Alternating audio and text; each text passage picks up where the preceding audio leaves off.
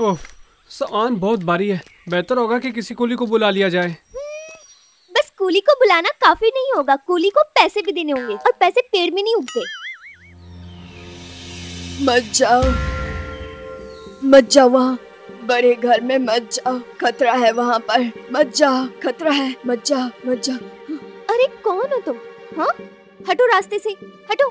तुम्हें बिस्तर से उठाकर फेंक देंगे, तुम्हारे ऊपर गरम चाय डाल देंगे, देखना, मत जाओ। अरे यार, पागल है ये। ए, हटो तो, हटो। अरे मैं पागल नहीं हूँ, मेरी बात मानो, वो पत्थर से तुम्हें मारेगी, मत जाओ अंदर, मत जाओ। ए बुढ़िया, तुम जाओगी अब यहाँ से, हटो, चलो हटो।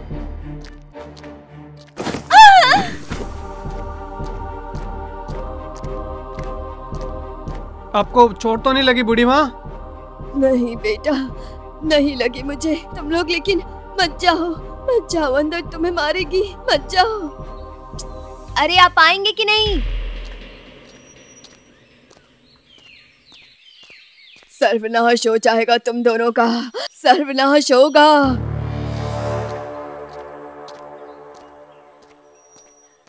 तुम लोग कौन हो? इस गांव में लगता है नए हो, किसी घर के मेहमान हो क्या? मेहमान क्यों होंगे हम? इस गांव का सबसे बड़ा घर हम लोगों ने खरीद लिया है। क्या? बड़ा घर? ये तुम दोनों ने बिल्कुल ठीक नहीं किया। क्यों चाचा जी, क्या है बताइए तो।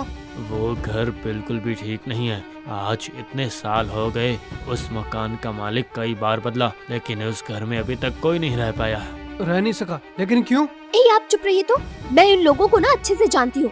ये लोग झूठी अफवाह फैलाते हैं और बाद में उस घर पर कब्जा करते हैं। अरे इस उम्र में मैं कब्जा करके क्या ही करूँगा?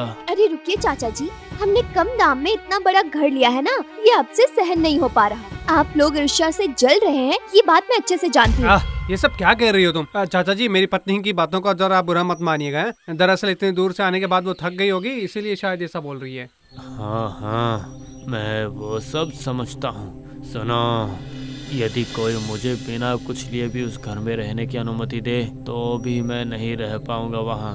मैं तो तुम्हारी भलाई के लिए कह रहा था, नहीं मानना है तो तुम खुद ही भुगतोगे। आप क्या यहाँ पे खड़े होके इस बूढ़े की बकवास सुनते रहेंगे या चलेंगे मेरे साथ? अरे नहीं, चलो चाचा जी, मैं चलता हूँ, बाद में बात करेंगे, ठीक है?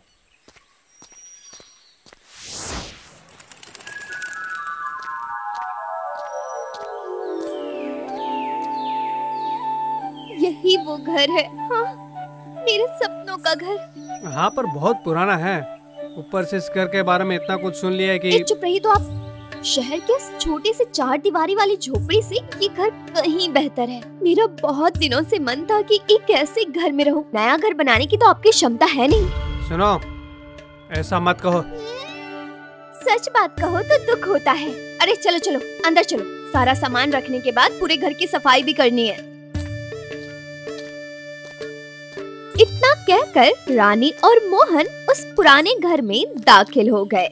लंबे समय से किसी के ना रहने के कारण घर बहुत ही गंदा था और घास फूस से भरा हुआ। सुनो, ऐसे गंदगी वाले घर में तो मुझे रहना बिल्कुल पसंद नहीं है और ये तुम अच्छे से जानते हो। जल्दी सब कुछ साफ कर दो तो।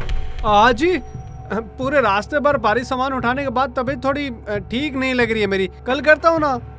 इतनी सी यात्रा करके तुम थक गए, मतलब कुछ भी। चलो, जो मैंने बोला वो जल्दी करो, मुझे गंदगी बिल्कुल भी पसंद नहीं है।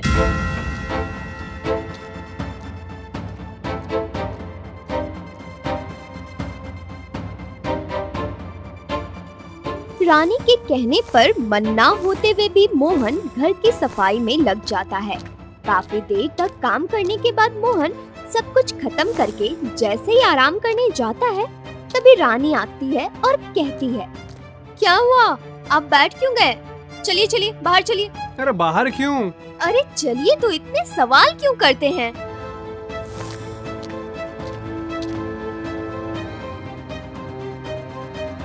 देख रहे हैं ये आंगन की क्या हालत है? लीजिए जल्दी से साफ सफाई कर दीजिए। ये सब भी अभी करना पड़ेगा क्या?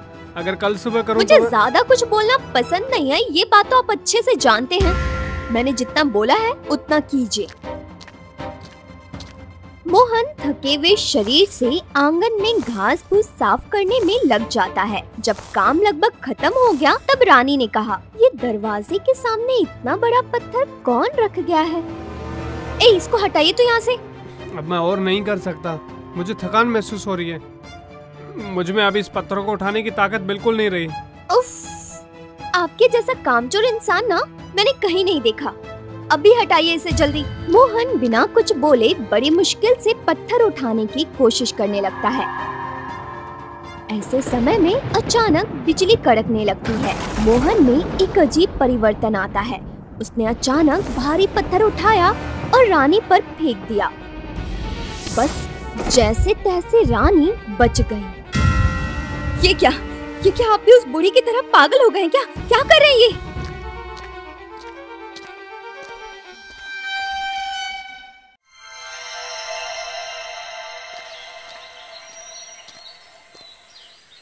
क्या वाह, अभी तक सो रही हो तुम?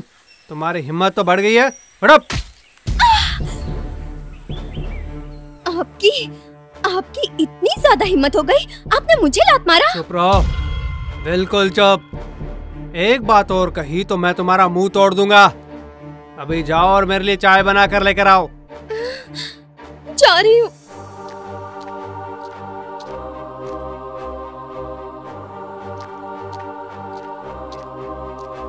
ये लीजिए आपकी चाय। एक कप चाय बनाने में इतना समय लगता है? हाँ? शैतान औरत कहेंगे। हर रोज तो चाय आप ही बनाया करते हैं, मुझे इन सब की आदत थोड़ी ना है। ये आपने क्या किया? जला दिया मुझे। मम्मी। जलो और मर जाओ तुम। ये कैसी चाय है? शक्कर का है इसमें। जाओ जाओ, निकल जाओ मेरी आंखों के सामने, निकल जाओ।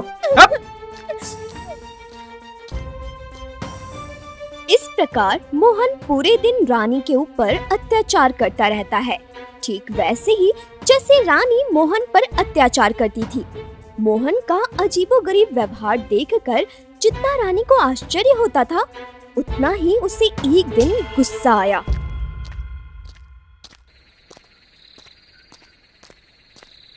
पूरे दिन में भी एक काम ठीक से नहीं कर पाई तुम। अब इधर आओ, आकर मेरे पैर दबाओ तुम। नहीं कर पाऊंगी मैं, अब मैं कोई भी काम नहीं कर पाऊंगी। सारा दिन काम करके मैं थक चुकी हूँ। अच्छा ऐसा? ये तुम मेरे मुंह पर बोल रही हो? तुझमें तो बहुत हिम्मत आ गई है। आज मैं तुझे मार डालूंगा। चल चल। छोड़ दीजिए, छोड़िए। ऐसा क्यों कर रहे हैं आप? ऐसे क्यों बदल गए? ओ माँ, मैंने यहाँ आके ही गलती कर दी है। मैं तुम्हें अब बचने नहीं दूंगा। तुम चलो मेरे साथ, आज मार डालूंगा तुम्हें मैं। इतना कहकर मोहन रानी को घसीटकर घर के बाहर ले जाता है और फिर वही पत्थर उठाकर रानी को फिर से मारने लगता है। लेकिन इस बार भी रानी किसी तरह बच निकलती है। उस घर से बाहर निकलकर भागती है और गांव में पहुंच जाती है। क्या बात है बेटी, तुम्हें क्या हुआ है? मुझे बचा लीजिए चाचा जी, मेरा पति मुझे मार देगा, वो मुझे बचा लीजिए। क्या हुआ है? ठीक से बताओ मुझे। कल से जब से हम लोग उस घर में आए हैं, मेरे पति का व्यवहार अचानक से बदल गया है। मैंने तुमसे कल ही कहा था कि वो घर ठीक नहीं है, तुमने तो मेरी बात ही नहीं सुनी। मुझसे गलती हो गई, मुझे माफ कर दीजिए चाचा जी। मैंने आपके साथ बहुत गलत व्यवहार किया। मैंने अपने पति के साथ बहुत बुरा बर्ताव किया था, इसी वजह से मेरे साथ ही ये सब हो रहा है। अब मैं अपने पति को किस तरह ठीक कर सकती हूँ चाचा जी? जो उस पर हावी हुआ है वो तुम्हारे पति को इतनी आसानी से नहीं छोड़ेगा। मतलब कौन हावी हो गया है? आप कुछ जानते हैं? आप मुझे अच्छे से सब बताएंगे? तो फिर सब कुछ जानने के लिए हमें आज से 30 साल पीछे जाना होगा। सुनोगी? हाँ चाचा जी, बताइए, मैं सब सुनना चाहती हूँ। तो फिर सुनो। जो घर तुमने खरीदा है उसे उस समय गांव के सबसे अमीर आदमी महेंद्र वर्मा ने खुद अपने हाथों से बनवाया था। उस घर को सभी लोग एक बड़े घर के रूप में जानते थे। मैं वहां पे काम करता था। अपनी पत्नी को खोने के बाद महेंद्र वर्मा की इस दुनिया में केवल एक बेटी थी, मोहिनी। वो बहुत अच्छी और दयालु लड़की थी। उस मोहिनी को उस घर के आश्रम प्राप्त लड़का रमेश से प्रेम हो गया। जब वो अपने पिता रमेश के साथ अपनी शादी के बारे में बात करने गई तो वो दहाड़ने लग गए। नहीं, कभी नहीं। तुम्हारी हिम्मत कैसे हुई ये सब कहने की? हाँ पिताजी, मैं उससे प्यार करती हूँ और उससे शादी करना चाहती हूँ। बिल्कुल नहीं। मैं अपनी इकलौती बेटी की शादी उस जैसे बुरे स्वभाव वाले लड़के से नहीं करा सकता हूँ। समझ गई तुम मेरी ये बात? बचपन से ही मैंने उसे पीटा और हर तरह से अनुशासित किया, लेकिन वह बिल्कुल नहीं बदला है। कुत्ते की दुम जो ठहरा। मारकर किसी को सुधारा नहीं जा सकता। आप जब बचपन में उस अनाथ लड़की को डंडे से मारते थे तो मुझे उस पर दया आती थी। मैं जाकर उसके आंसू पोंछा करती थी। तब से मुझे उससे प्यार है। मेरे प्यार से वो जरूर सुधर जाएगा। कान खोलकर सुनो, जो अब तक नहीं बदला वो फिर कभी नहीं बदलेगा।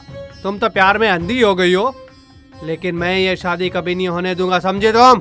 अगर आप मुझसे मेरी शादी नहीं करवाएंगे तो मैं जहर खाकर अपनी जान दे दूंगी। मोहिनी!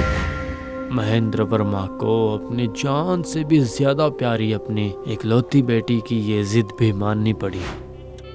मोहिनी ने धूमधाम से रमेश से शादी की, लेकिन महेंद्र वर्मा इस दुख को बर्दाश्त नहीं कर सके। उनकी बेटी के शादी के कुछ ही दिनों में उनकी मृत्यु हो गई। एक दिन रमेश का असली रूप सामने आ जाता है। अरे ओ नवाब की बेटी, क्या समय हो गया है? अभी तक सो रही हो तुम? तुम्हें शर्म नहीं आती है? जाओ मेरे लिए चाय लेकर आओ। आप मेरे साथ इस तरह बर्ताव क्यों कर रहे हैं? क्यों ना करूं मैं? है तुम्हारे पिताजी जीवित है तो उन्होंने मेरे साथ कैसा व्यवहार किया था? बूढ़ा तो मर गया है, इसलिए अब मैं सारा बदला तुमसे लूंगा, समझी? लेकिन पिताजी तो आपकी भलाई के लिए। चुप, एकदम चुप। ये सुबह सुबह बेकार का रोना धोना बंद करो, समझी? और मेरे लिए चाय बना कर लाओ। जाओ अभी।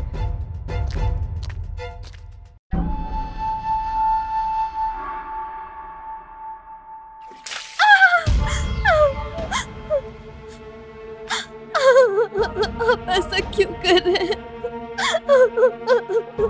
छी, ये कैसी चाय है? तुम्हारे अमीर बाप ने तुम्हें चाय बनाना तक नहीं सिखाया? काम चोर कहीं की। चले जाओ तुम यहाँ से, जाओ, दूर हो जाओ मेरी आंखों के सामने। इस प्रकार रमेश के अत्याचार दिन ब दिन बढ़ते ही जा रहे थे। मोहिनी को एहसास होता है कि उसके पिता बिल्कुल सही थे, लेकिन तब तक बहुत देर हो चुकी थी। एक दिन रात को ये कैसी दाल है? इतना नमक डाला है तुमने। छी छी छी छी छी छी छी। अभी देखता हूँ अभी मछली कैसे बनी है। क्या मेरी मछली का टुकड़ा इतना छोटा क्यों है? पता नहीं है, मैं बड़ी मछली के बिना खाना नहीं खा सकता हूँ। तूने जानबूझकर ऐसा किया है ना? रुक तू। बस बहुत हो गया, अब और नहीं। मेरे पिताजी के टुकड़े पे पल रहे हो और मुझ पर ही अत्याचार कर रहे हो। मैंने सोचा था कि मेरा प्यार आपको बदल देगा, लेकिन नहीं, आप वैसे ही रहोगे। अभी के अभी निकल जाओ मेरे घर से, अभी। अच्छा, मुझे इस घर से निकालोगी तुम? तुम्हारी इतनी हिम्मत? तुम्हें मार डालूंगा, मैं मार डालूंगा आज मैं तुम्हें। ये कहते हुए रमेश ने मोहिनी के बाल पकड़ लिए और उसे खींचकर घर से बाहर लेकर आ गया। उस रात भारी बारिश हो रही थी, साथ में बिजली भी कड़क रही थी। इसी बीच रमेश मोहिनी को मारने के लिए उसके बगल में पड़ा एक बड़ा पत्थर उठाता है। क्या कर रहे हैं ये आप?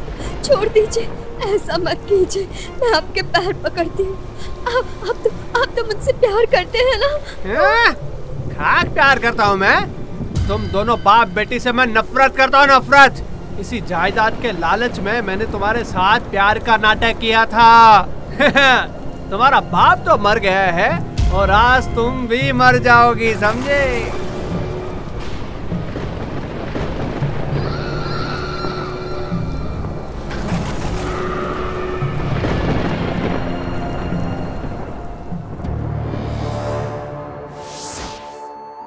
उसके बाद मोहिनी का क्या हुआ? अपनी आंखों के सामने पति को मरता देख वो लड़की पागल हो जाती है। घर छोड़कर अब वो सड़कों पर इधर से उधर घूमती है और रमेश की आत्मा उस पत्थर में ही रह गई। उस बड़े घर में किसी को रहने नहीं देता हूँ, इसीलिए उस रमेश की आत्मा तुम्हारे पति पर आ गई है।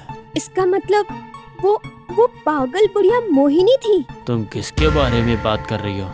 वो स्टेशन के बाहर एक पागल बुढ़िया हमें बार बार आने से मना कर रही थी। उसने जो कुछ भी कहा वो सब सच हो गया। अब मैं क्या करूं चाचा जी?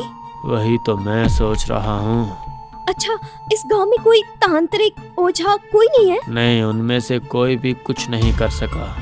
अब तुम अपने घर जाओ, मैं देखता हूँ क्या किया जा सकता है। लेकिन वो तो मुझे देखते ही मार डालेंगे चाचा जी। किसी भी कमरे में जाकर छुप जाओ, जाओ।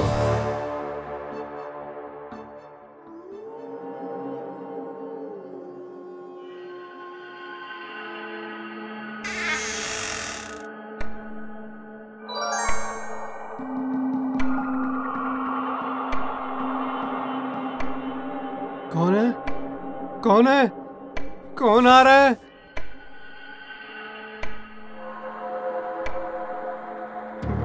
बड़े साहब, बड़े साहब आप, बड़े साहब आप, और आपके हाथ में ये इतना बड़ा डंडा क्यों है?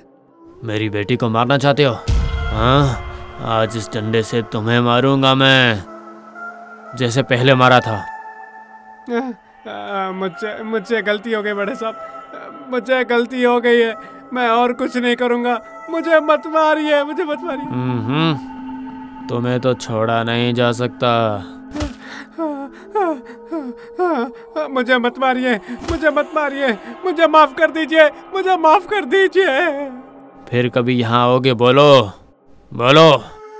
नहीं नहीं नहीं नहीं नहीं नहीं नहीं, मैं यहाँ से हमेशा के लिए चला जाऊंगा, कभी वापस नहीं आऊंगा, कभी नहीं। जाओ फिर अभी, और अगर तुम वापस यहाँ पे दिखे तो इस लाठी को याद रखना तुम। नहीं नहीं नहीं नहीं नहीं नहीं, मैं वापस कभी नहीं आऊंगा। मैं अभी चला जाता हूँ, मैं जा रहा हूँ, मैं नहीं आऊंगा वापस।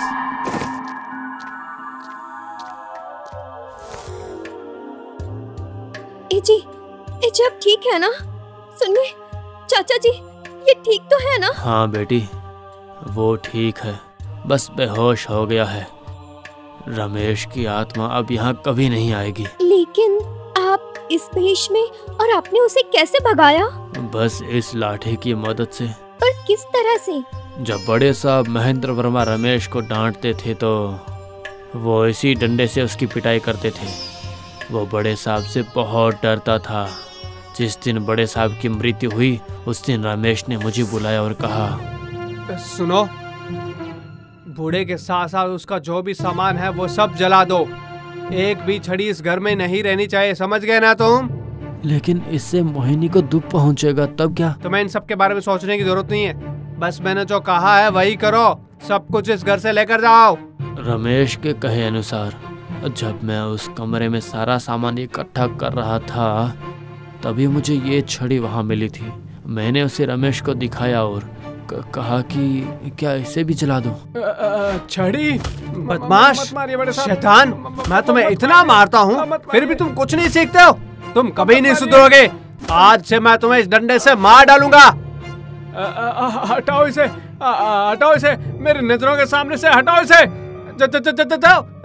सब कुछ जला दो, जला दो, सब कुछ जला दो, कुछ भी नहीं बचना चाहिए, जाओ तुम। उस दिन मैंने रमेश की आंखों में जो डर देखा था उससे मुझे समझ आ गया था कि वो बड़े साहब से ज्यादा बड़े साहब की इस लाठी से डरता है। मैं इसे जला नहीं सका था। मैंने इसे अपने बड़े साहब की स्मृति के रूप में अपने पास ही रख लिया था। आज जब तुम आई थी तो तब ये सोचकर मेरे दिमाग में एक विचार आया कि हमारे गांव की नाट्य मंडली से एक पोशाक किराए पर लेकर साथ में ये छड़ी लेकर आया। फिर मैंने बड़े साहब की आवाज़ निकाली और उस शैतान को सजा दी। अब से तुम लोग यहाँ पे सुरक्षित रूप से रह सकते हो। पता नहीं मैं आपका शुक्रिया अदा कैसे करूं। आपके बिना मुझे मेरा पति कभी वापस नहीं मिल सकता था चाचा जी। अरे चाचा जी, आप यहाँ? क्या हुआ है? रानी तुम रो क्यों रही हो?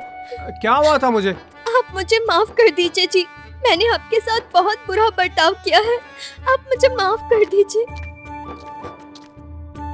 अरे तुम रो मत, तुम्हें अपनी गलती का एहसास हो गया, यही बड़ी बात है। अपने आंसू पोंछ लो तुम। उसके बाद से मोहन और रानी उस घर में खुशी खुशी रहने लगते हैं।